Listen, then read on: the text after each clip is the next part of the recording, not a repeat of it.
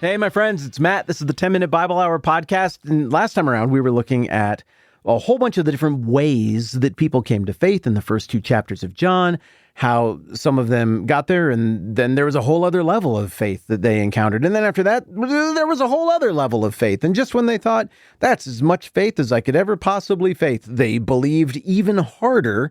Why? Well, because of a mixture of the signs that Jesus did and how they pointed to things about who Jesus is, but also just how Jesus is. It overwhelmed them. It made an impression on them. And I wrapped up last time, getting a little sappy, saying we're kind of in the same boat. Even today, this is the same God we're talking about here 2,000 years later. And there's a deepening process, a journey of faith thing that happens in you and me. And as we were wrapping up last time, I mentioned that there was one more little chunk here at the end of the first two chapters of John that deals with this same question. Some people coming at faith this way, like, yeah, we want a miraculous sign, we want a miracle, prove it this way. And then they're unsatisfied with what Jesus offers. But other people see the miraculous signs that Jesus is doing, and they believe in his name. They trust. So let's pick it up with Jesus has just cleansed the temple. He's not getting arrested. But, some people who aren't quite sure what to make of him, they come along and they're like, hey, we are demanding a sign. We're assigning you work. What miraculous sign can you show us to prove your authority to do all this? And Jesus responds with, destroy this temple and I'll raise it again in 3 days. And the people who don't get it are like, it took a really long time to build this, as we discussed over the last couple of episodes. But the people who do just shut their mouths and think. And they go deeper with it. They reflect on what Jesus couldn't possibly have meant, might have meant, and then eventually they figure out what he clearly meant and must have meant. And this is what it says. The Jews replied, it's taken 46 years to build this temple, and you're going to raise it again in 3 days? But the temple he had spoken of was his body.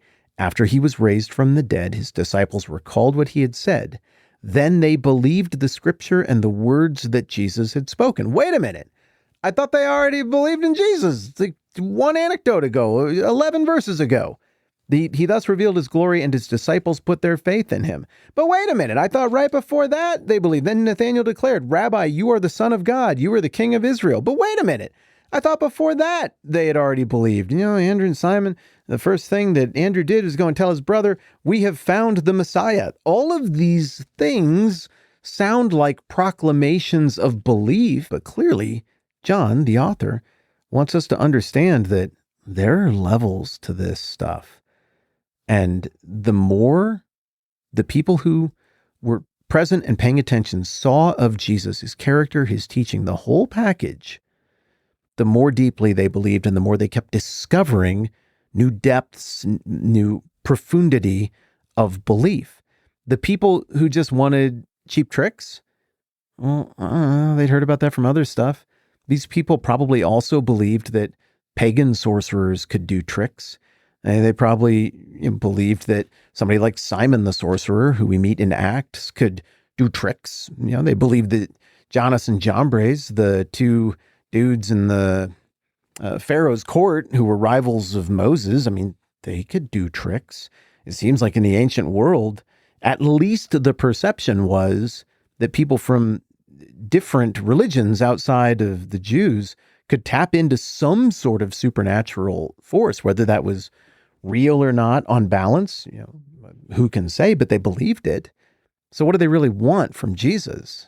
Like maybe in the modern post-industrial revolution world, anything would blow our minds in the age of cell phones if it were verifiably a real breaking of the law of time and space, even a small thing. But back then, it seems like there's maybe a little more openness to this idea. What Jesus is doing is bigger than that. It's bigger than parlor tricks and cheap magic and curses and incantations and spells that so many people dealt in their little booths and their little hovels and their little thatched roof cottages. Jesus, in just 2 chapters, is turning out to be the real deal, and he's calling a gigantic shot that everybody's going to know either that happened or it didn't. Look, anybody can do sleight of hand and table magic stuff. That's cute. That's great. They're going to kill me in front of everybody. I'm going to be raised again in 3 days. It's very simple. If that happens, well, then you go find the deepest level of faith. You find a whole new level of belief. If it doesn't, well, then we're done here. Like, just move on with life. Bummer, that one didn't work out. Spoiler alert, it does work out. So this theme that runs all throughout John is already dramatically taking shape. The people who get it are discovering new depths of faith that go beyond the miracles. They're seeing more of the sign than the miracle part. They're fixating on that. The people who aren't going to get it are missing the sign part and really are fixated on the miracle, or I would say even like the trick part of it. And chapter 2 ends with one more treatment of that theme. In case we weren't sure, in case we weren't getting the differentiation between those who see the sign and what it means and those who just want the trick to feel better about taking the risk of following Jesus, we see how Jesus reacts to this stuff. It says in verse 23, "Now while he was in Jerusalem at the Passover feast, many people saw the miraculous signs he was doing and believed in his name." Well, that's great, right? We want people to believe. I have to think that this is real, or in large part, it's real, because it's using the same language right here as gets used at the end of John in that verse that I was reading you. Maybe, is that yesterday that I was reading you this?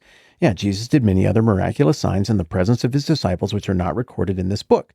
But these are written that you may believe that Jesus is the Christ, the Son of God, and that by believing you may have life in his name. Okay, believe, and by believing you may have life in his name. Let's go back to John 2. "Now while he was in Jerusalem at the Passover feast, many people saw the miraculous signs he was doing and believed in his name." I think it's real. I think John is saying that a whole bunch of people put their faith in Jesus. Now, how deep did it go? Did they discover more depths of trust in Jesus' character and power that they didn't know existed? I don't know. But what I do know is this. Jesus was balky about some of it. Because here's how it follows up, verse 24. "But Jesus would not entrust himself to them, for he knew all men. He did not need man's testimony about man, for he knew what was in a man." Wow, that last verse is potent. Okay, you'd think Jesus would be like, well, I came to seek and save the lost, and here's some people coming out of this whole temple cleansing thing who saw some of the miraculous stuff I did, and they have been sought, and they have been saved. Right on. High five, gentlemen. Way to be disciples. Let's go back up north. This is a huge win. But instead, that impulse to pull back and kind of stay small in terms of his public profile crops back up again right here. He doesn't trust them. He doesn't trust men because, like we were talking about a couple days ago, he's always reading the room. He knows all men. And Jesus always, as much as this is his house or his father's house, the temple, he does always seem kind of like an outsider to the social crowd in Jerusalem as we read through it. It seems like there's a whole unspoken set of rules or whatever going on there, and Jesus isn't in on the rules. He is playing a different game. And what we see in the end that, so much of what the quote unquote religious rules that are being played here really are, they expose themselves for being frauds. I still believe that a lot of these people who responded and believed, because John uses the same language he uses later on for what the ideal belief looks like, I believe a bunch of these people became Christians. However, they're also still swimming in the dirty water of Jerusalem, and it was clearly not Jesus' time to be enthroned, to be celebrated, to be fawned over or worshipped at this point in a big public way. And I would guess that there was an effort at this point in the story to be like, Jesus, reveal your glory now. Oh, the thing you did that I saw, do that for my mom. I want her to see it too.